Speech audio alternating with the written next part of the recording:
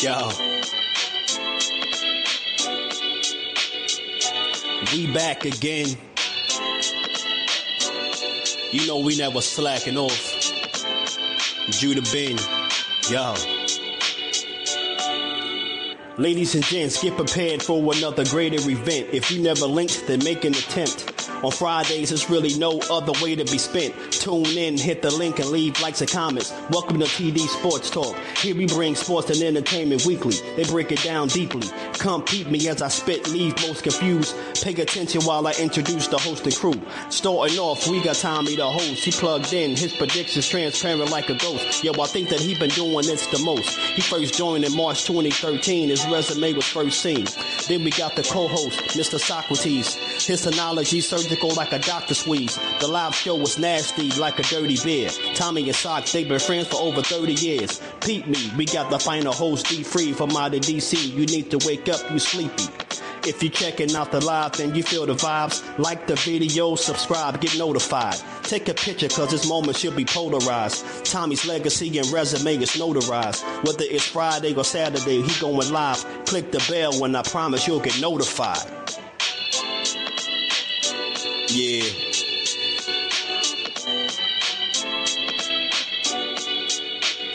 Welcome to TD Sports Talk. Friday and Saturday. Tune in. They're going live late. Word them up. Shout out to Tommy, Socrates, D-Free. Word them up, word them up. Judah Ben. You got B3 Picks here at it again. Proud to announce a brand new partnership with BVO Sports TV and B3BoxingPicks.com. Let's go green.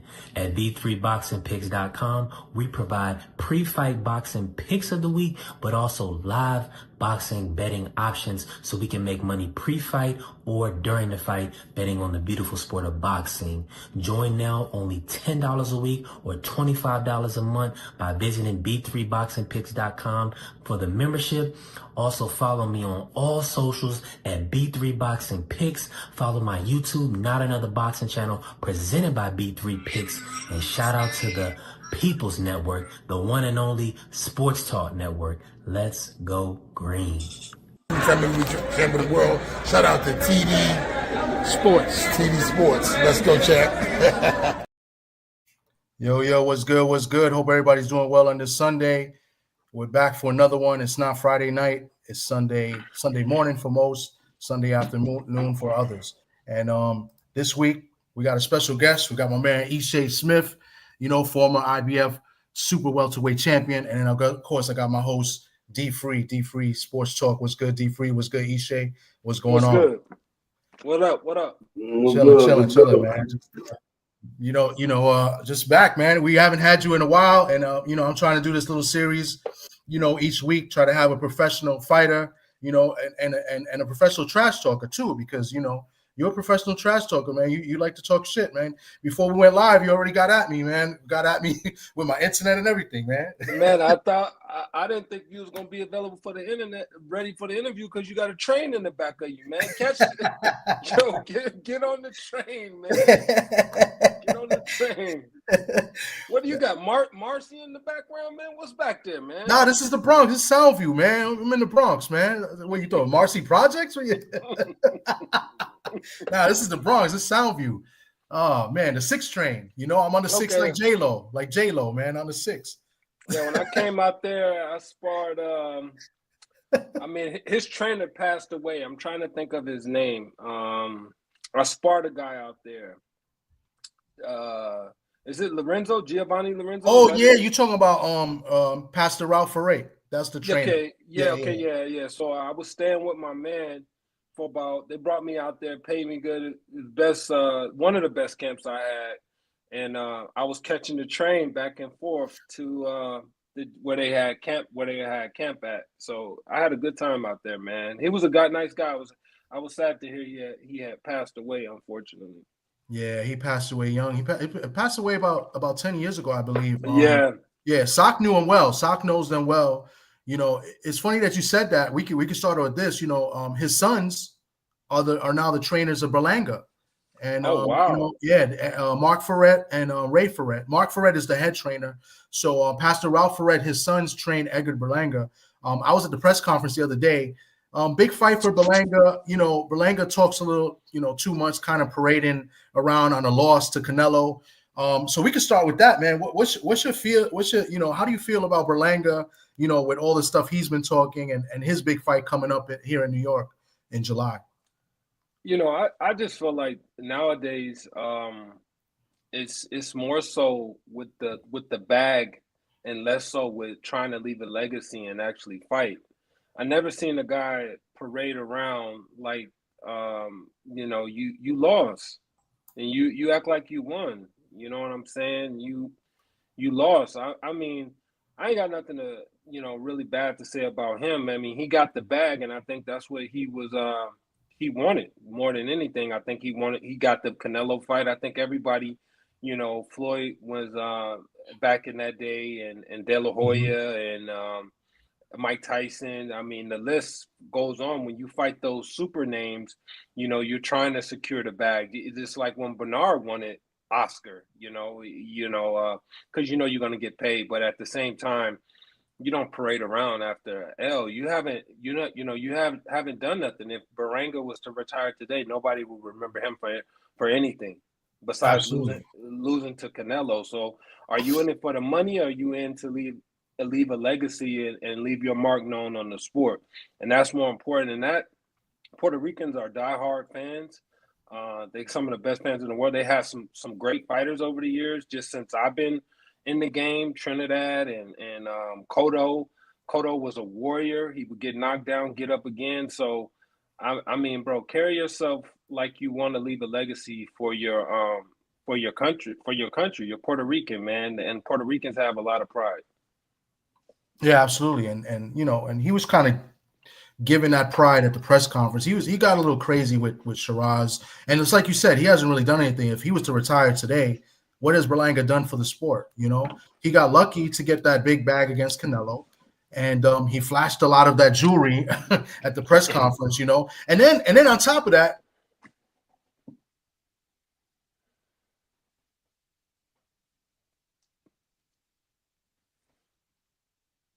Can you hear him? Oh, yeah, nah, he froze. I don't know what happened with him. He froze. I told him, man, he got to stop using that Cricket wireless, man. I be telling him, man, hey, pause, get off the damn train tracks, get in the house, put some quarters in the machine so your internet can run properly, man. You're still on dial-up, man. You need to get on this Wi-Fi, man. You still dialing up, man. What's crazy is that it never acts up. Only when you come on, it acts up.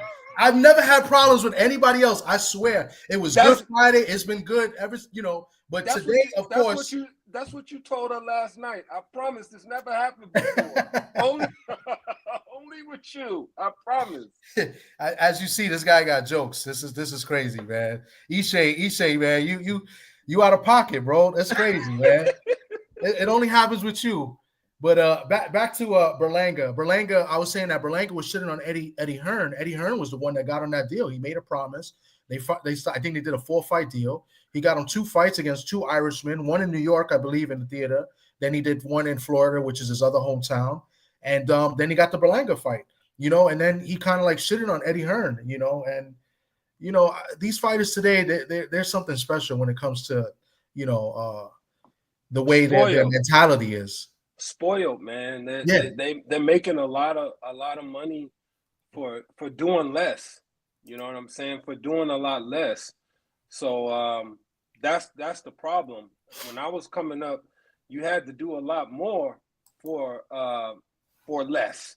We was barely making 5 figures fighting killers. So it's just a different time, and I'm happy the boys is getting money, but go out and leave a good legacy, for yourself. And at the end of the day, I think shitting on promoters and all of that, especially the ones that is trying to put you on.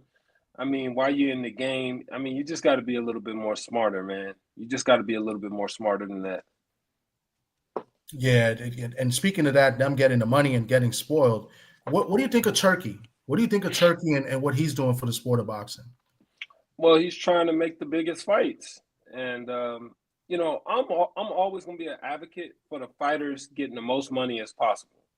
That I'm always going to speak up because I know what it's like. I was around it for many years, just growing up, and then I was a part of it when I turned professional. So I'm always going to be an advocate of guys getting the most money as possible. But at the same time, you got to be willing to lay it on the line and go out there and give it your all, man. You got to be willing to, like my boy Diego used to say, man. You got to don't stop the fight unless I'm on my back. So you got to go out there and be willing to go out on your back, man. And that unfortunately, a lot of these fighters aren't built like that today. Yeah, definitely. My thing with Turkey is that he's giving a little bit too much to fighters that really don't deserve it or deserve the spotlight. 2 weeks ago we had the big fight here in Times Square, and you had a guy that you've had interactions with, and Ryan Garcia. He just finished, doing a suspension bid because he popped dirty. He took an illegal substance, and you rewarded this guy after all the racist comments he made. He said not only the racist comment, he said F all Muslims as well. And Turkey still blesses him, gives him a big payday on a big stage, on a card, on an event that probably will never happen again in the middle of Times Square. I have a problem with that. And and then we haven't even got to Teofimo Lopez. You know what I'm saying? So, I think Turkey is trying to do good, but I also think Turkey's like this rich guy that has never any money, that just like got a new toy and kind of like doesn't know what to do with it. And he's like, here's an experiment, and eventually he's going to get bored. And after he gets bored and decides that he doesn't want to do this anymore, then what happens? These fighters are going to expect to get paid, sick amount of money and do big events again, and there's nobody that's going to fund these guys.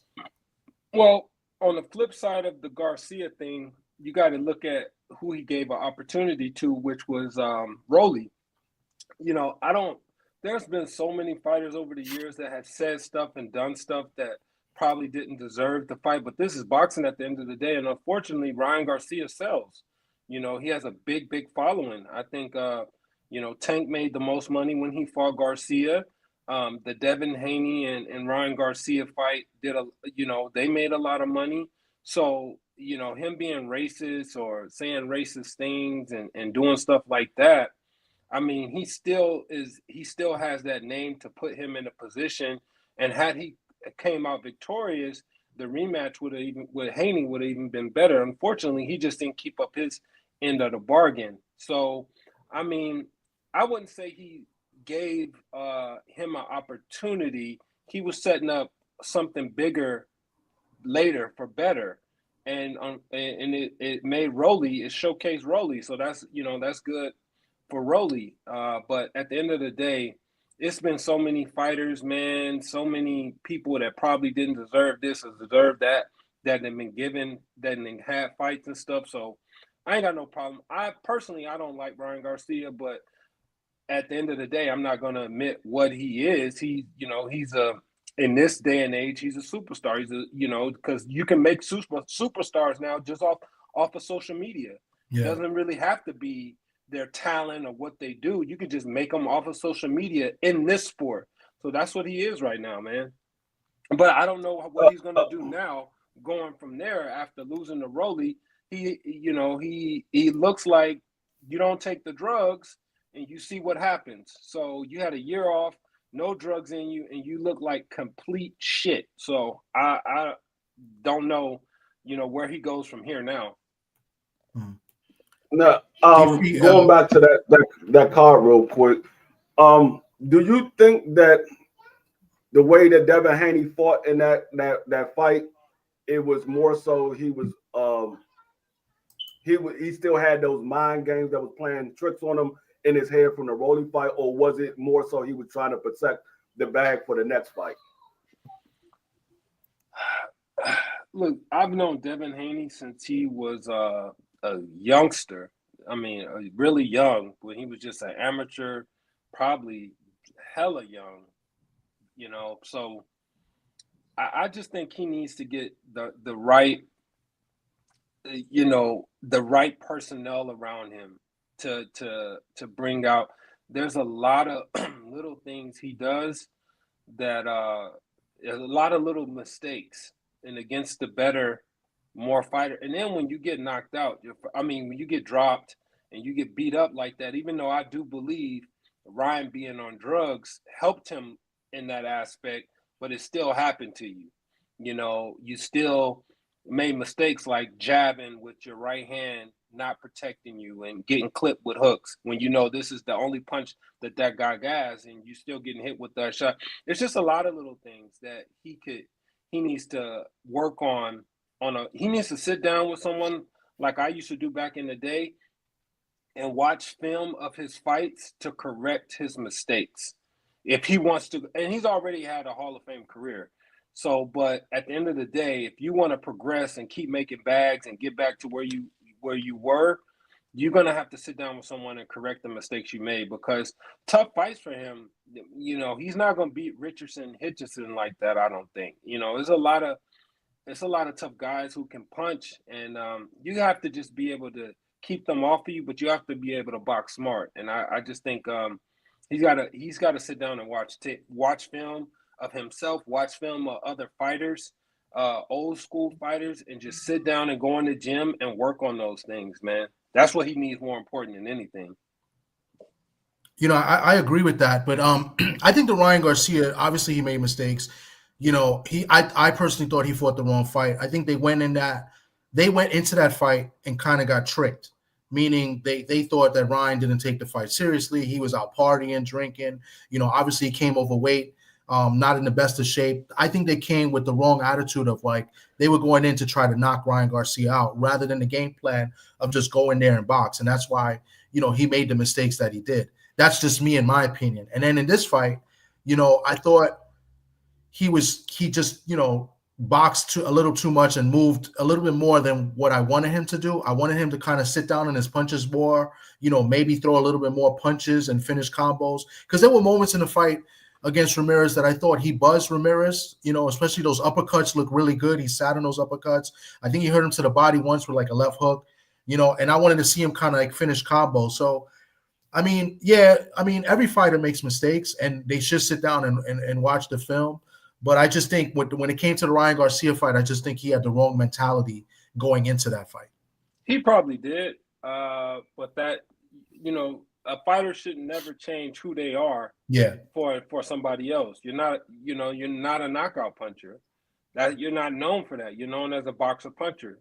You know, boxer, he may clip you with something on the outside. You should never change who you are for somebody else, you know, no matter who you're fighting. You know, you didn't see the greats never change who they were for anybody. So I wouldn't say he had the wrong. I just think he made mistakes. Yeah. He made amateurish mistakes with not having his hands up properly, trying to fight a guy that can punch behind a shoulder technique that you haven't mastered. And I just think it was the wrong. And it's hard to fight somebody like that anyway when they're fast and they can punch. So all they got to do is a couple feints and clip you with the hook. You don't fight somebody like that can punch. And that's especially early. You got to take all that information in, you know, keep your hands up, download all that information. How fast is he punching? Catch the hook as you first start off to see how fast it is. But he got clipped early in that fight because he thought he can fight him a certain way, and it just never, like I said, it never came back to him. But I don't think, like I said, I definitely think the performance enhancing drugs helped Ryan as well. So that says a lot. But I just think he needs to really get with the old school trainer, man, somebody that really knows boxing, and sit down and analyze the mistakes he makes and how he wants to fight going forward. Because he's not fighting at a level where he can afford to make mistakes. He's fighting the top guys. And I just, you know, I don't know if he beats Rolly fighting the way he fought on that last card. So if they're trying to put him with Rolly, that's just Rolly is a lot like Mayorga, man. And even though Vernon Forrest was a way better fighter than Mayorga gave Vernon fits. just because of that style. So you really have to get an identity of how you want to fight going forward and how you want to see things, how you want to see yourself fighting going forward and progress off of there. And at some point, you do have to sit down and make guys respect you. Yeah, I agree with that. Definitely, Rolly's an awkward fighter. Even though he showed some boxing in that fight against Ryan Garcia, like he has a new trainer now, so he's trying to box a little bit more and counter. So I mean, I definitely agree with that assessment. Moving forward, they just announced, I believe yesterday. So your favorite guy, Tank Davis, he's going to fight the rematch against Lamont Roach on August 16. What do you think about that fight? Do you think Lamont Roach can do the same performance he did last time or even better? I mean, that was a fight that I thought he won. Yeah, I definitely, thought. I just don't know what's the sense to have a review process or a process where you're able to appeal something if nothing changes. Take it out of the boxing.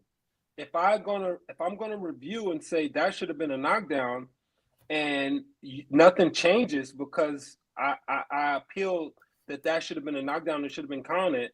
If you can't, take that out, if that can't be overturned, why have that in the game at all whatsoever? So I definitely think he knows Tank really well. I don't even think Tank I don't think it's a process where Tank took him lightly or anything. I think it's a process of just Lamont Roach being a way better fighter than everybody anticipated. And I do think it's a dangerous fight for Tank. You could tell that they know each other very well. Lamont Roach is not scared of him at all. No. He has no fear in him at all. He took those shots, the same shots that I've seen Tank knock guys out in the gym with. And like I said, his power is everything of what is advertised to be. And the fact that Lamont was like, I'm here, I ain't going nowhere. With that power, it says a lot about his character, says a lot about him as a fighter. And I think listen, if he's not on cloud nine because he got a draw and he really comes out and fights the same fight, because Tank has everything to prove. Lamont Roach don't need to really change much. He can fight the same fight, and it's still going to be a really dangerous fight for Tank. So, I mean, if he trains the same way, take the same approach, I think it's a dangerous. I still think it's a close and even fight for both of them. I agree with you. That's good. It's a tough fight for Tank, and then Tank got a little bit exposed in their last fight. Right now, I'm going to bring in my other co-host, my man BVO. He's got some questions for you. What's good, BVO? It's a nice avatar you got there. Man, I was about to say, look like you in the Because he took my picture from like back in the 90s and he put it up there. The guy's a clown, man. That's you? That's me. That's me for like almost 30 years ago. Man, you give me so much. I thought that was Justin Timberlake. You gonna? Oh my God, bro! I really thought that was somebody like you. Look like not Genuine, but Swine. Jesus Christ! man, you give me too much material, man. Oh man, it's only when you're on this happens, bro. I swear to God. What you got, a members only jacket on? That's a leather jacket, bro. Stop it. That's pleather. That's a leather jacket. You wildin', bro. That's like 1998. If it rained, that should have started shrinking on you, boy. Man. Yo, BVO, are you there? That man, like he's about to go to a house party. I know. I don't know if he's there. I'm gonna take him off. D-Free, Thomas, you got I swear to God, Thomas, I did not know that was you. I thought that was somebody else. I did not know. No, he took my picture because I was trying to get him to do a thumbnail for me, and then he just took the picture. And every time he goes live, he's been putting that picture up. He's a clown, man. So Rico Suave, yeah. Unbelievable, man. I wanted to have a good conversation, and now it turns into a roast. This is crazy. BVO, you there? Talking about bad internet. This guy always has bad internet. Anyway, we're gonna continue. We'll continue, man. I'm gonna do something real quick before BVO gets on because I don't want to be on too long. But you gave your takes on Tank Davis and Lamont Roach fight. But let's go to the other co-main event with the Berlanga fight. Shakur Stevenson. That's another one of your favorite guys. Shakur Stevenson's taking on William Cepeda. And when I say it's your favorite guys for a reason, Ishe knows why. And other people know why as well. But I say that for a reason. So what do you think about Shakur Stevenson and William Cepeda? What do you think about that fight? Does Zepeda have two left feet? That's going to be the question. Is he going to be able to catch Shakur? Is he going to be able to hit Shakur? Or is this Shakur going to make easy work from just boxing on the outside?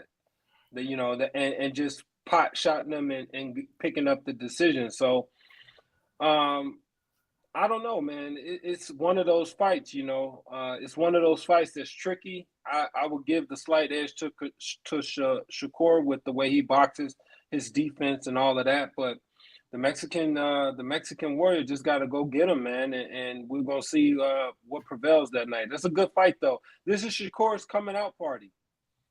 This is his coming out party because he keep beating guys like the Zepedas, and he keep beating those top guys. People gonna have to start just giving him credit, no matter how he looks. I agree. I was saying that as far as this opponent, I mean, this may be one of the best opponents he's fought. This guy throws a lot of punches. And then when you throw a lot of punches, you're gonna tend to get hit a lot as well. So, this guy's the worst. He keeps changing his picture. You get hit a lot as well.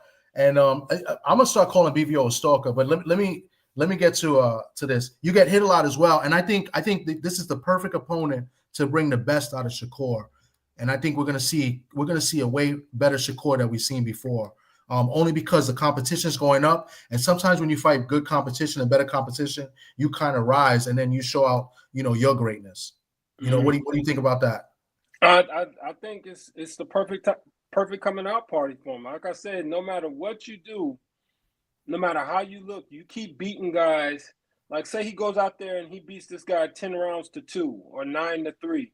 You got to start giving him his credit, man. No matter how he looks, if he's beating them guys like that, you got to give him his credit. My man Stephen L. the Mac makes a good question. He says, "How many come out fights y'all gonna give Shakur?" He's my guy too. Just asking. This is the one for me.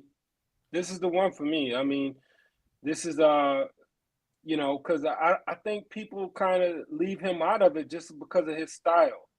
People aren't really fans of that style, but you keep beating those top guys, no matter how you look. It is what it is, man. Yeah. It is what it is. And it's like you said earlier, he shouldn't change who he is for anybody. Fight to fight and keep getting the wins. We seen Timothy Bradley do that against that Russian guy, that Rocky Russian, and Timothy Bradley got lumped up in that fight. And because he tried to fight and a way that he's not accustomed to fighting. So, BVO, are you there now? You finally got your internet ready? There's something wrong with this guy. I don't know what's up with him. He can't. All right, he's coming off the screen. But anyway, I'm gonna move along until BVO comes back. We're gonna do the name game real quick. I'm gonna do it with every fighter, anybody we gets on. I'm gonna name a couple fighters, and then you name a couple fighters. I already prepped you and gave you the names, so but you know a lot about these two anyway. I'll start off with Diego Corrales.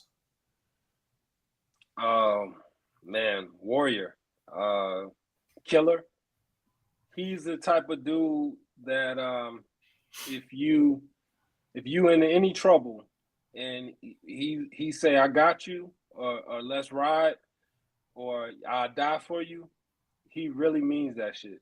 Like, that's exactly what he means. No ifs, ands, or buts about it. In the ring, out of the ring, if he got you, he got you. Never caught him in a lie. Never heard about him talking shit behind my back. He was always genuine, very loyal, very soft-spoken voice versus how he fights. Very soft-spoken voice, but just a straight-up genuine guy, great family man, great friend, great fighter. And like I said, if it's one guy, if I had to pick somebody in the world that I knew I was going to war with, I was going to war, and I needed to have somebody by my side, I would pick him out of everybody, because I know at the end of the day, he gonna go out on his back. he gonna go out on his back. He told me that before. I'm going out on my back more than anything. You know, carry me out on my back, carry me out in the stretcher, and he fought like that. That very rest in peace. Gone way too soon, man. Gone way too soon. Yeah, definitely. Before you give us a name, let me. I got a question in the chat from a man 503 Lion. He says, how do you got Berlanga? How do you got Berlanga in the Shiraz fight? He says, do you have Berlanga beating Shiraz like I do? Because I have Berlanga winning this fight. You know, I don't know much of Shiraz, but I don't care much for Berlanga. So it's one of those things where, you know, I wouldn't be surprised if he won, but I wouldn't be surprised if he's more of like I don't look at him and think superstar boxer. I look at him and think just a guy that has pocketed his notoriety, and, you know, being the fact that he's Puerto Rican, and, you know, and I think he's done well doing that. But I don't look at him and think he's some type of great fighter. I don't look at him and put him at the echelon of those other guys, man. I just don't. So I wouldn't be surprised if that guy beat him, but I wouldn't be surprised if he won also. I really don't think much of Berlanga, to be honest. I don't die to go watch him fight. It's not a guy that I'd be like, oh man, I got to go see this guy. Mm-hmm. You know, not at all. Okay. All right.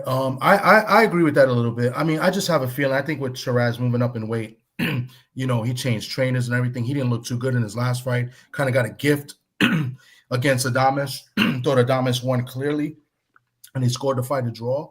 Now moving up in weight against a guy like Berlanga. Berlanga's got to put on a show. He's going to be fighting in New York. It's going to be in a different venue, an outside venue. It's going to be in Queens at Louis Armstrong Arena. It's a tennis arena, but it's outside. He's going to have people show up to see him. He's going to have the Puerto Ricans, and he's going to have people from New York to come in and see him. I think he has to put on him a show, and I think he goes out there, and I think he puts on a great show, and I think he wins. I think he stops Shiraz, but that's just me. We're going to see as the fight gets closer. I'm going to continue with the name game. Your turn. You name a fight, and me and D3 will talk briefly about it. All right. If I had to name one, what would I name? Trying to think, man. Trying to think. So many. Trying to think if I want to name someone I'm cool with that I came up with. If I want to name somebody else. Hopefully, we know who it is. Antonio Tarver, man. Antonio Tarver. Antonio Tarver, man, he talks a good game, and he kind of backs it up at times. You know, Antonio Tarver, known, you know, mostly for beating Roy Jones Jr., knocking him out, and pretty much known for the pre-fight when the ref is asking him, "You got any questions?" and he's like, "You got any questions tonight, Roy?" You know, that's what I kind of know Antonio Tarver for. But basically, those 3 fights with Roy Jones Jr. The first fight, I thought he won. I thought he won the fight, and I thought they gave it to Roy. And in the second fight, obviously he won knockout, even though Roy looked phenomenal in that first round. You know, Tarver kind of, you know, placed what some people might say was a lucky punch because he wasn't looking, but he kind of anticipated, you know, where Roy was going to be if you watch that round. You know, he disappointed me against Hopkins. You know, he had the fight against Hopkins, and I thought he was going to beat Hopkins, and he looked bad. I think he came down a lot of weight because he did that Rocky movie. So, yeah, that's Antonio Tarver. Talks a lot. You know, he's good. He loves the camera. You know, so what about you, D3?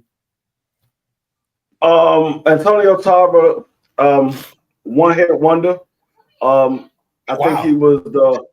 I mean, he remind me of James Buster Douglas. He was known for beating Roy Jones. James Buster Douglas was known for beating Mike Tyson. Never really did anything after that. All of the other big fights that he had, he lost. Bernard Hopkins. I'm trying to think of who the other guy he fought. It was another guy he fought, and he lost. And I think he split. Win that fight. He split with the other guy that knocked out Roy Jones after that. Glenn Johnson. Glenn Johnson. I think he split with them. I think they had 2 fights. Yeah. But like you said, he's a big talker. He reminds me of Tim Bradley when he's commentating. I mean, there's a lot of things that he say that he be on point with. Then there's a lot of things you be like, what? Where you get that from? So I mean, I wasn't a real big fan of Antonio Tarver. But like I said, he was known for beating Roy Jones, who was my favorite fighter at the time. My last favorite fighter, because I only had two. It was him and Sugar Ray. After that, I wasn't a fan. I wasn't a fan of any fighter. I was just a fan of the sport after those two guys. But that's all I know Antonio Tarver for. Okay. All right. So we'll go one more fighter. I'll go for Ishe. Somebody you know very well, Floyd Mayweather Jr. Oh man. So there's two parts to this. There's two parts. I'll forever be grateful for putting me in a position to win the world title. I'll forever be grateful for that because he got me the opportunity that I had sought for I think 13 years. But at the same time, it's like having a woman that you was with for 20 years and you find out the last year she was hanging out with Diddy and getting a motherfucking back blown out because the guy just he changed. He changed a lot.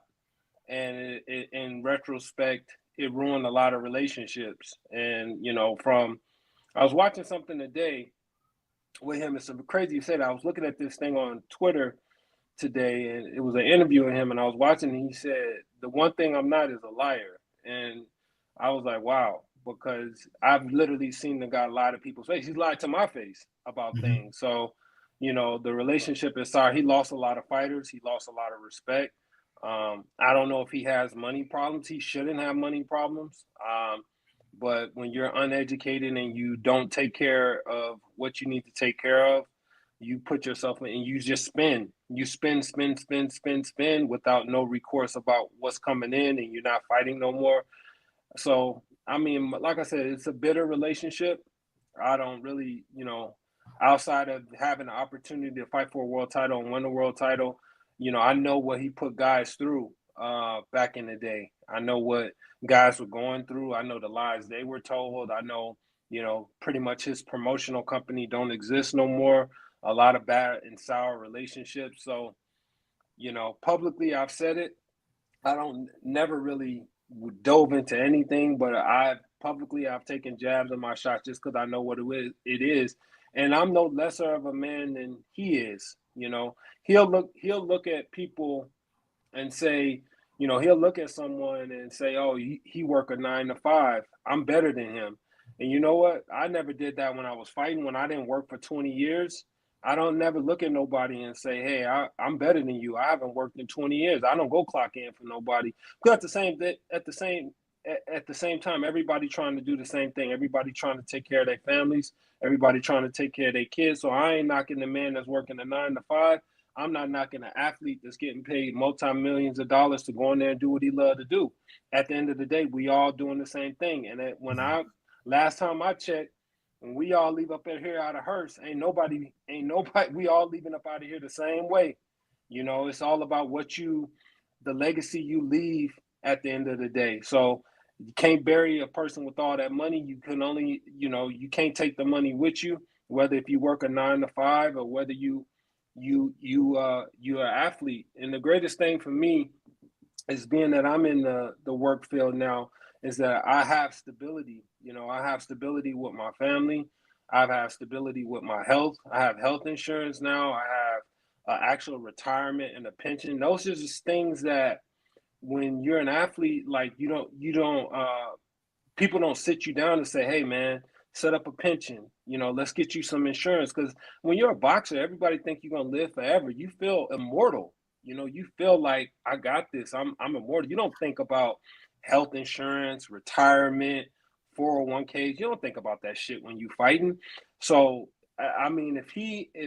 if these promoters want to be smart and do anything about this game, teach these young fighters how to save their money and what to do with their money. Have some people, these managers that have been breaking their have been lining their pockets over the years, the Shelly Finkles, all these motherfuckers that just take. Teach these fighters how to save. Teach these fighters how to set up for these accounts, these retirement 401k accounts. yeah, for 401k accounts, how to get insurance, how to get something so when they retire, they're like, I'm good, so they can have some money coming in because they don't do that. They just take. And I can speak on it because I've dealt with everybody. And me growing up, the way I grew up with a single mom. So of course I didn't have nobody. I was learning how to be a man on the fly with everything that I did. So for me, I said, shit, I wish I would have known what I knew now back when I was fighting. Because at the end of the day, I would have just did things so much differently. But, he's just like one of those people that I look at and like I've been knowing that dude since I was like 10 years old. And it's just the love is never genuine, man. The love is just never genuine with him. It's always just about him. And like I said, I have that respect for him. But because he did give me my opportunity on one, I'll be forever grateful. But I'm not indebted for you for the rest of my life. If I was married, and to my first wife, God rest her soul, she gave me 3 kids. But when we divorced, I moved on. I'm not indebted with you for that. I always respect you and love you because you gave me my 3 kids, but I'm not indebted with you for the rest of it. So everybody has this misconception that I shouldn't speak on things or I should be forever grateful because this man gave. But if you really know the relationship and you really know the history, I don't have to give you my soul and be indebted for you and speak highly of you when there's nothing to speak highly about just because you gave me my opportunity when I really know what it was. Take that opportunity away. I'm gonna speak the truth. I'm gonna speak real, and that's just what it is, man. And anybody who knows me, anybody who follows me on social media, everybody who knows I don't pull no punches. Whether you black, whether you Mexican, whether you white, no matter what you are, I'm going to tell you what the truth, and I'm gonna take shots. If I feel like, you doing something wrong, I'm gonna say what it is, and I'm gonna take the shots what it is because I'm not gonna be genuine. If I act a certain way because you this or because you that, I'm not gonna be genuine. I'm gonna try to give you the same game that I was given when I was coming up. But I just felt like, man, the reason he don't get along with people with money is because it's just the love is just for him. It's just never genuine. And like I said, people may take that, and if people watch this, they'll probably get on my Twitter feed and say, "Oh man, you should be forever grateful." No, bro, I don't have to be like that. Yeah. I'm speaking the truth, and I get DMs every time, like one of them old fighters read an interview or they see something that they see a podcast and they say, "Man, you just say the real shit." And I've always been like that, no matter if it's him. I came up in the amateurs with him. And that's just what it is. The love is just with him has never been genuine. It's always been one-sided, and that's why so many fighters are left in a situation. Why you think him and Tank don't get along? Why you think that? Why you think he how are you one of the best fighters of the generation in your company? What is your company doing? De La Hoya is still standing strong with fighters. Everybody, moving to Turkey, your company has gone to shit because you don't take the necessary time. You more care about, hanging with this girl, that girl spending this money buying that bag more so than you care about your company. And that's just what it is, man. Like I said, I'll always be grateful for that opportunity, and I cashed in on it. But at the end of the day, I don't owe you my soul because of it. I'm not forever indebted to you. I care about my family, man. And at the end of the day, I work a 9 to 5 now. Ain't no bad, but you know what? I put 3 kids through college. My daughter graduated. My son graduated. I got one going to college right now. So I'm in the same. My shit ain't. We wake up the same. I put my clothes on the same. Ain't shit different. I left my legacy in the sport, and that's just what it is. I have no regrets about anything I've done in my life. Man, salute to you for everything you just said, man. That's somebody in the chat, Opulent LD says you express your thankfulness, but that don't mean you gotta lie though. Stand up guy shit. Indeed. I mean, you could be forever grateful, but you could still spit the truth on other stuff. I mean, people have looked out for me in life and probably looked out for D3 and others, and I'm grateful for it. But that doesn't mean I'm indebted to you for the rest of my life. I mean, if you do me wrong or treat me particular way. You know what I'm saying? So, I would be thankful for any opportunity that I got if you truly did it, and gave it to me. But yeah, man, people got to twist it. Yeah, the guy just lies. Yeah. He's a bona fide liar, and these fans believe it. The guy said that he bought a $20 million mansion. He has a $100 million mansion in Los Angeles, and he only paid 20 for it. Anybody in real estate know you're not gonna get no return like that in Los Angeles. It just doesn't make sense. Yeah. He bought all those buildings in New York.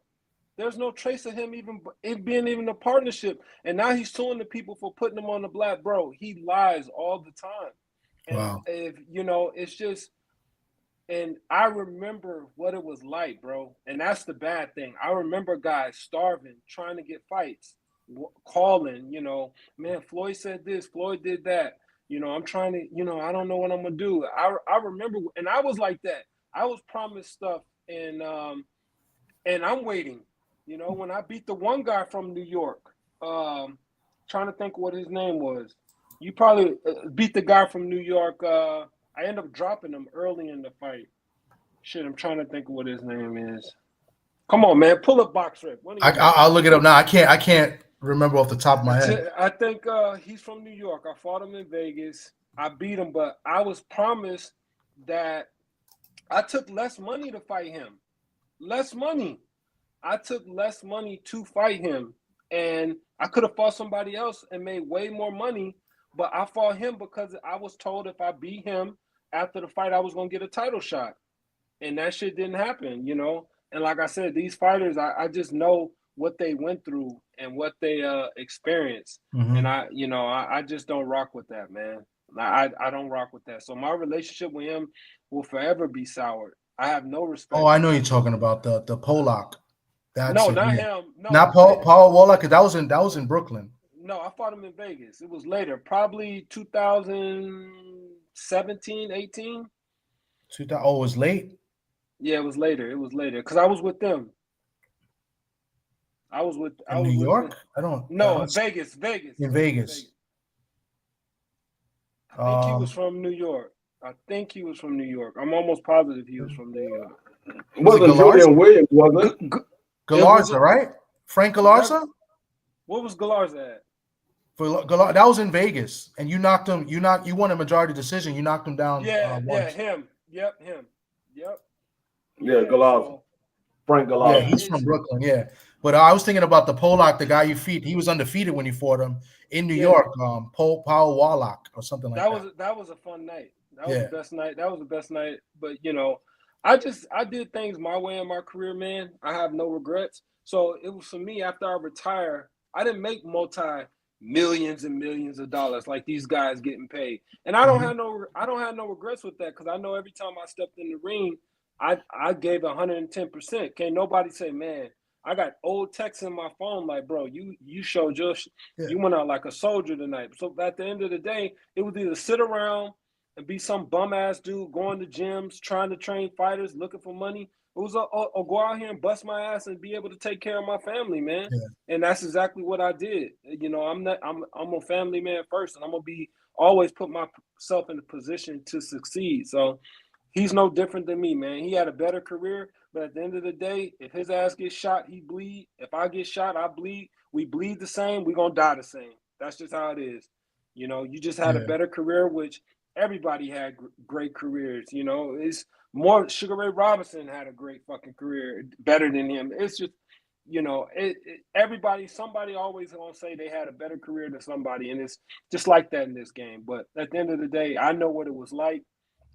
I know what it was like for those guys, and unfortunately, it's just the respect is gone, man. Zero love, zero respect. I do appreciate the opportunity, though. I mean, real quick before I get to the super chat, I mean, you've seen the good and the bad in the sport, and you've seen a lot of bad in the sport. I mean, you have 11 losses, but out of those 11 losses, 8 of them, I believe, like 7 or 8 of them, you won, and they took it from you. Molina, Guerrero, Julio, even the Harrison fight was close. Danny Jacobs. Close. Danny Jacobs was a close fight. I mean. The last fight you fought, I think you fought Lubin was the last fight, and then the fight against Lara. Those are two that I know that All right, fine. Those fights you lost. But there's a lot of fights you've seen. Carlos Molina. Bad, huh? Carlos Molina, definitely. That was BS. Bro, when I fought Jacobs, one of the judge gave him every round. Ridiculous. That let me know right there, I never stood a chance to win.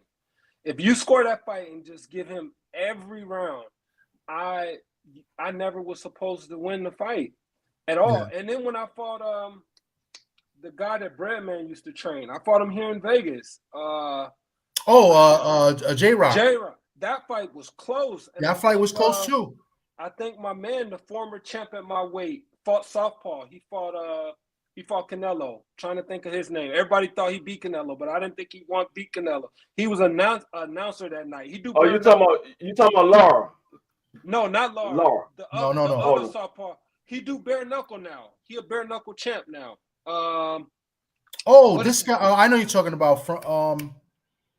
Where they had the open scoring, D Free. Hold up. I know you're talking about. He does bare knuckle. He's a champion. He's a champion, but he was a 154-pound champion. Yes, he was too. And then that was the fight. It was open scoring, and he got knocked down against Canelo. Trout. So Trout was the announcer that night, and he had me winning the fight against that man, my man Julian Williams. J-Rock, and one ref scored that fight. I think they gave him 9 rounds. That's crazy. The Molina fight, they gave Molina like 9 rounds that fight. That was ridiculous. One judge. Yeah, it's just, I always say, man, I always gonna go out and do what I have to do, and I'll leave the fans to talk about it. But man, I don't care, man. I just went out and fought my best and then gave them all. But I can't control these judges, man. Yeah. At the end of the day, but that's just some of my memories, man. With the fighters and all that. That was the judge, Robert Hoy. Robert Hoy gave him 9 rounds. Yeah, that was ridiculous. And that gave me 1 round. Wow. Even gave me 1 round. That's crazy. Real quick, let me acknowledge the super chat. My man B3 Picks, not another boxing channel, presented by B3 Picks. He says, big shout out to Thomas, D Free, Sugar Shay, and Sports Talk Network. Did you all see Boachuk versus Fox? Did Boachuk deserve the wide unanimous decision? Did y'all see that fight last night? I didn't see the fight, but I saw the ref didn't call that a knockdown. So I just don't know what he was. I don't know what he was looking at to call that a slip. I'm more confused more than anything, man. Why would you call that a slip? I read about it and I seen highlights. I did not see the fight. It was too late last night, so I did not see the fight. But I did hear that Fox got the raw end of the stick again because Fox has been robbed before. I have to watch it for myself to be truly honest with it. But from what I've read, they said that unanimous decision was bogus. So I can't really make a decision. But shout out to you, B3. I appreciate the super chat. Speaking of Fox and Ishe Smith and being on the short end of the stick and bad decisions, we're looking to start something. I'm gonna mesh with a couple of channels. We're gonna do a show, and we would like to have you on definitely. It's gonna be called, I think it's gonna be called Tales from the B-Side, talking about B-side fighters that were the B-side in fights that have some crazy stories on how they were treated. And I know there's some interesting stories out there of like the B-side, not just bad decisions, but how they get treated as far as like contracts and like the weights being moved and catch weights and stuff like that. So we'd like to have you on and discuss give us some fights that, you were treated unfairly, not just the decision, but just like leading up to the fight. Okay. That ain't bad. Yeah. I think that's going to be pretty cool. So, look out for that. It's not my show per se, but I'm going to be meshing with 2 other channels to do this show. So look out for that one in the future. But moving along, it's your turn, man. I didn't expect you to go off on Floyd like that. I just said, let me pick 2 names that I know personally, and obviously you know them in the ring as well. So I was like, I didn't expect you to give me all of that on Floyd. But it was very good because, Floyd, listen, man, Floyd, I don't want to use the word scumbag, and I just said it, but he's kind of a scumbag at times. So it is what it is. But your turn. You give us a name right now. Lou DiBella, man. Oh snap! I don't. D-Free, you want to go first? Or you want me to go first? Lou DiBella. Okay. I look at Lou DiBella as a low budget Bob Eddie Hearn combo. He he talks like he knows what to do in the game, but he can't produce the fighters. He never seemed to be able to put fighters in the right situation. I don't know if it's because he doesn't have the matchmakers on his side to be able to do it, or if he just doesn't truly know the game as well as he claims he does.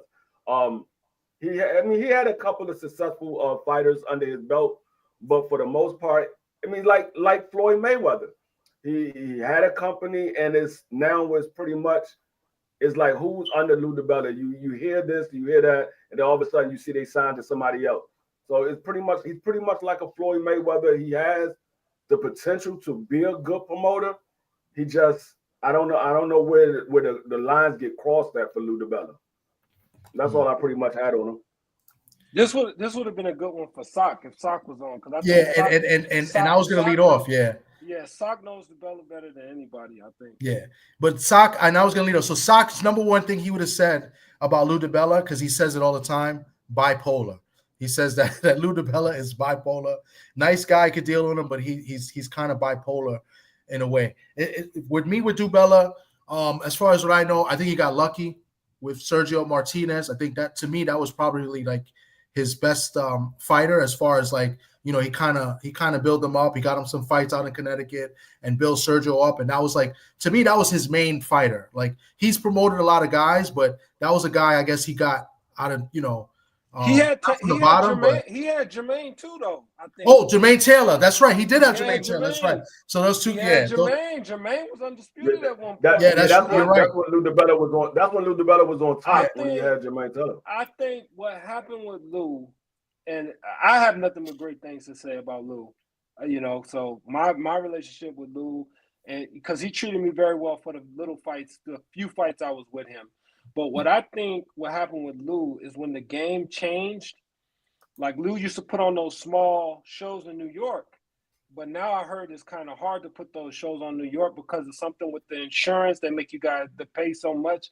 I don't know the details. It's kind of hard to keep those like club shows going in New York. But I think with Lou, you know, he didn't like when the game changed. Like when Al Heyman came in and basically took the fighters and just was using the promoters as promoters, that changed a lot of the game. I don't think De La Hoya liked it either, you know, because fighters was no longer signing. They was just like, we're going to take you can use our fighters, and we're just going to let them fight on your card. You can promote it, get the money, and shut up. And I think that's where a lot of the game changed. I think even for De La Hoya, that's where he fell out with Al Heyman, and what eventually created PBC is because promoters was used to doing it one way, and then it became we're just gonna use you like as an agent, and we're gonna give you these fighters. They're gonna fight on your show. We'll give you a fee, and then we're gonna take our fighters, and we may use this promoter, we may use that promoter and that promoter. And I don't think Top Rank ever got involved in that, but unfortunately, I think Lou DiBella was a part of that. I know that Golden Boy was a part of that, and they got rid of. They didn't like that because Oscar like, hey, none of these fighters are signed with me. I'm promoting all these guys, and I don't have none of them. Yeah. So, but I like Lou. I think he did well with Jermaine. He had a few fighters, like you said, Sergio Martinez, Jermaine Taylor. I think he had something to do with Wilder, if I'm not mistaken. I think he did sign. I think that's one of the things with PBC using, you know, the promoter's license of Lou DiBella, because a lot of people now use DiBella because he's got the license. So I think Wilder was one, because Wilder was with Golden Boy first, and then Wilder went to PBC. But I think they used kind of DiBella as like, because he had the license, like you said. So another fighter somebody put in the chat was Cambosis. He made Cambosis a lot of money. And then Sock is in the chat. He says Andre Berto. But real quick, let me just acknowledge the super chat. My man, the OG, Mr. Mont, I appreciate you with the $5 super chat. Much love and appreciation. Definitely appreciate the love. Thank you. So he had Berto too. He had Paulie too. He had Paulie Malignaggi. So So Sock is good enough, real quick. Sock is good enough to be in the chat, but he can't come on the live. I don't understand this. The funny thing about that is that I think I came to New York. I think I was even with Sock when the first time I came to New York. And I had said something. Before I even knew Paulie or anything, I said, man, y'all got a fighter from New York that's going to be good. He's going to end up being a champ one day. And I said, I like the way the kid fight. He can't really punch, but I think Malignaggi is going to be a really good fighter. And he ended up becoming a champion, man. Had the balls of Mike Tyson, man. He ended up becoming a champion. But that's crazy. DiBella has some good fighters, man. I forgot about all those, man. I forgot about all those. He did build up Paulie. He did, like you said, he did wonderful with Camboza, man. Oh my God, he did wonderful. Oh my God, that guy made millions. And that's in today's market. This is recent. He did this with George, so I like the belt. I didn't know he had Bernard Hopkins as well. Yeah, he did have Bernard. He did have. So yeah, I don't got nothing but good things to say. He did me well, man. He did me well. That's why we need a Sock in the show, man, to give us, because I know he knows Lou DiBella more than anybody here. So thank you, Sock, for tuning in and being in the chat. Would like you to be on camera. Sock is a little upset, Ishe, because his Celtics just lost to the Knicks in 6. So he's a little angry right now. Sock became camera shy as of late. Who y'all got today, man? Y'all got Denver of OKC? Not just to switch up the subject for a minute. I like Denver. I don't watch basketball as much as I used to, but I think Denver's going to win today. I got Denver winning, but I'm rooting for OKC. I think they'll cover the 8 points, but I don't know if they're going to win with Aaron Gordon out, man, with that. I don't think he's going to play today. But I do like them to not lose by the 8 points. But it's going to be a tough game to win without Gordon if he doesn't play. What do you think the Knicks got a shot against the Pacers? I think the Knicks going to go to the finals, man. And they got a very good chance to win it, because of the way they play and what's left. What's left out there. You got potentially OKC or if they win, or Denver, and then you have the Knicks. I think the Knicks will beat Indiana, and I think the Knicks have a very good chance to win. And what a story that would be from the point guard Brunson taking less money, and then they go out and win a championship this year, because he took less money. He could have took more money, and he took less money so they can sign some people, and they did. And if they go out and win it, especially after that trade they made, and the trade has benefited both teams. It's going to change the game. Yeah, the trade has benefited Minnesota and it's benefited New York, and that'll be crazy. I hope New York wins though. That'll be a great finals. That'll be a great finals as well. So that's it will be big story behind that. There's a lot of things to talk about if that series to happen. And the NBA be trying to do stuff like that, for ratings. So the officiating will be a key factor. We'll see how they officiate these games to kind of get those two teams in the finals. But that's all I got, man. This was great. I got one last question, because we're going to go with this trend. I want to start this. It started like a couple weeks ago, but Ishe, I want to ask you a question. Answer it honestly, as honest as you can. You ready? Mm-hmm.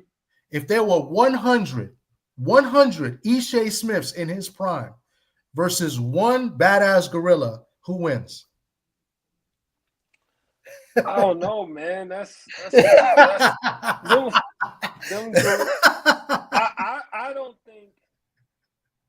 think there's no. I just don't think there's no gorilla that can beat 100 men. I just don't think so. Not one gorilla, not one. That's a lot, because we're not going to fight them like it's a movie, right? You're not going to fight them and let them square up against, like if me, you, and D Free getting ready to square up against a gorilla, I'm not going to let you fight him first. He beat your ass, then I jump in. He beat my ass, then No, we're going to beat his ass at the same time. Get his legs, D Free. We all fighting we gonna try to take them out all together. So I don't know, man. I know gorillas are strong and shit, and I know they're an animal, but I just don't see a gorilla beating 100 men all, you know, if they all fight them at the same time. I don't see it, bro. But that's the thing.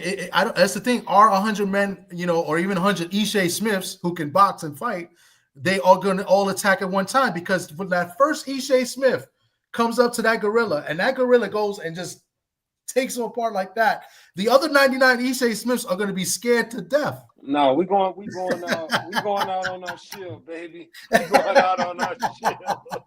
We going out on our shield, man. You gotta have 5 of them go for one leg, the other 5 go for the other leg, the other 5 go for an arm, and then only thing that's left is the head. There's going to be some casualties. There's going to be some sacrificing and some casualties. I'm from the streets. We don't fight. Like I told Ryan Garcia, bro, I said, I'll retire from boxing. I'll pick up something and bust you in your motherfucking head with it. You know, we don't fight fair. I'm from the streets, baby. So we fighting 100 gorillas. We picking up sticks. We picking up rocks. We picking up bottles. We picking up every motherfucking thing. We gonna, you know, ain't no squaring up with gloves and break and stop tying up. Nah, man, ain't no fair fights in the streets, baby. Nah, absolutely. And speaking of Ryan Garcia, have you interacted with him again since last year? Since you know, I haven't, but I did take some shots at him after he fought. Oh yeah, I saw. Yeah, definitely. Yeah, see, this is what happens when you have to fight clean. You don't have that aggression. You know, you don't have that stamina. He's the biggest front runner in the history of boxing, bro. It's crazy. He's such a front runner, man. Yeah. No, I agree with you 1,000%. D Free jumped off. He probably a bad connection or had to do something, but Ishe, it's always a pleasure to have you on. Thanks for having me. You always got mad jokes as well. You know what I'm saying? That train, man. Get to work on time, man. Get to work on time. Train getting ready to leave beside you, man. Yo, we're definitely gonna link up. Hit me up. I sent you my number too. Hit me up. I want to talk. We'll talk about that other show we're gonna do. We definitely want to have you on because I know you got some good stories to you know.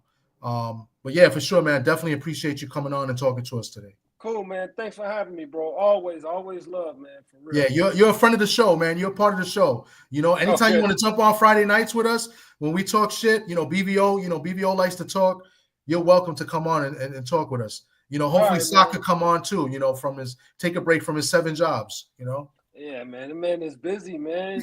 What is he a Yankee fan or a Mets fan? He's a Boston Red Sox fan. He's a Red Sox fan. Yeah. The audacity to have something called Bronx Bomber as his tag, right? He's a Bronx Bomber Palmer, right? There you go. He wanted me to play the Shakur video with him and Berlanga singing. Yo, did you see him get on his knees? Though? Yo, that's crazy, bro. I'm gonna send you my number so you can text that to me because bro assumed the position at a young age. He knew what it was. He knew. I'll tell you what.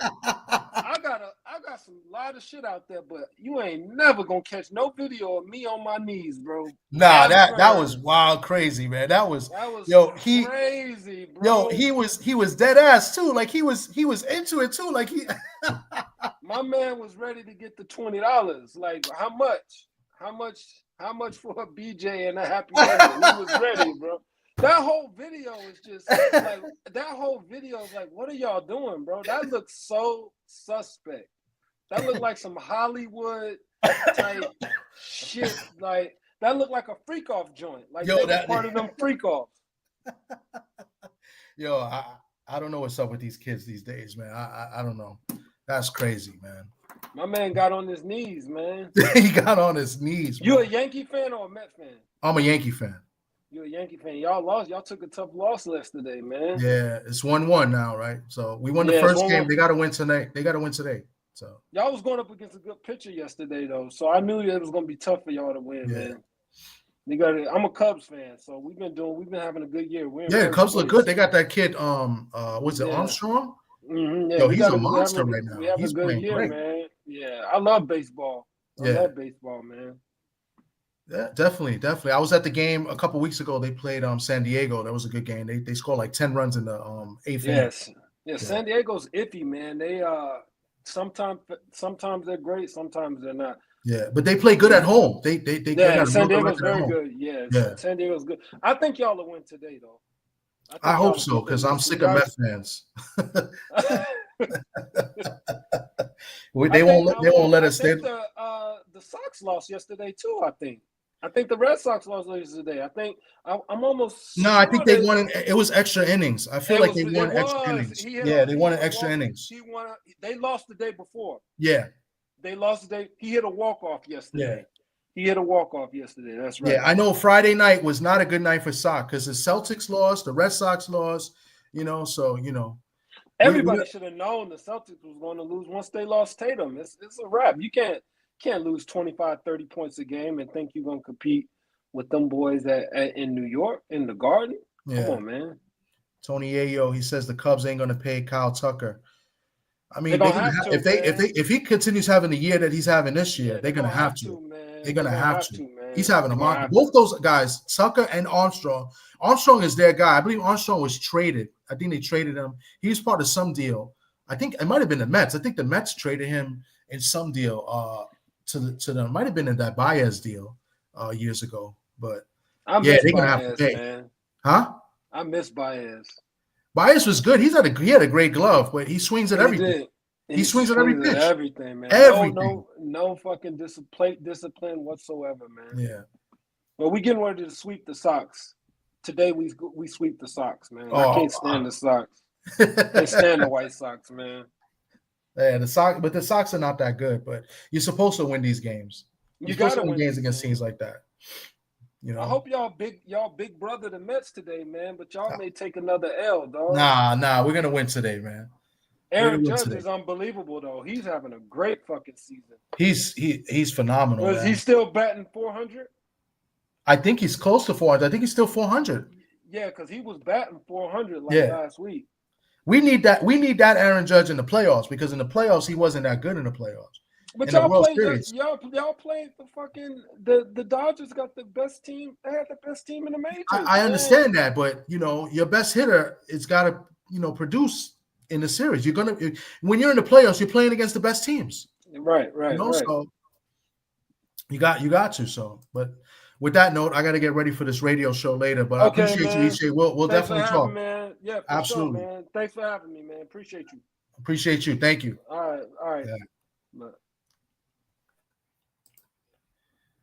All right, guys, that's it, man. I appreciate everybody that came through. I saw you in the chat. I'm sorry if I missed you. I'm sorry. I did see you, and I definitely appreciate the love and the comments in the chat. This was great. I didn't expect him to really go off on Floyd like that. That was pretty good. I gave him those two names on purpose because I know he knows them personally. He had a good relationship with Diego Corrales, so that's why I gave him those two names to make it a little bit easier and with telling stories about them as well. So. Stay tuned later on today at 5:00. We got an interview with a young prospect from New Jersey, Josiah Kirkpatrick. He'll be on with us. We got a nice little interview with him, showcase him as well, help promote him as well. A couple weeks ago, we did another stablemate of his in NIM, Muad Abdul Salam, and then of course Keith Cologne, they're in the same stable. So we're gonna have him on later on today at 5:00. I got the radio show at about 2:05. If you want to turn in, go to sportsbyline.com and tune in. Hit the live stream with Ring Talk with Pedro Fernandez. You guys seen Pedro on this show as well. I'll be on somewhere around 2:10, 2:15, hopefully. So there's that. But appreciate everybody that came through. Shower, thank you. Appreciate you. Appreciate the love. My man Brian Corbett. My man Tony Ayo, man. Where you been, man? I haven't seen you in a minute. Hope all is well with everyone as well. So but definitely, man, look out. We got some good things coming up. Sports Talk Network. Shout out to everybody in the building. Shout out to man Ishe Smith. And we out, guys. Have a good one.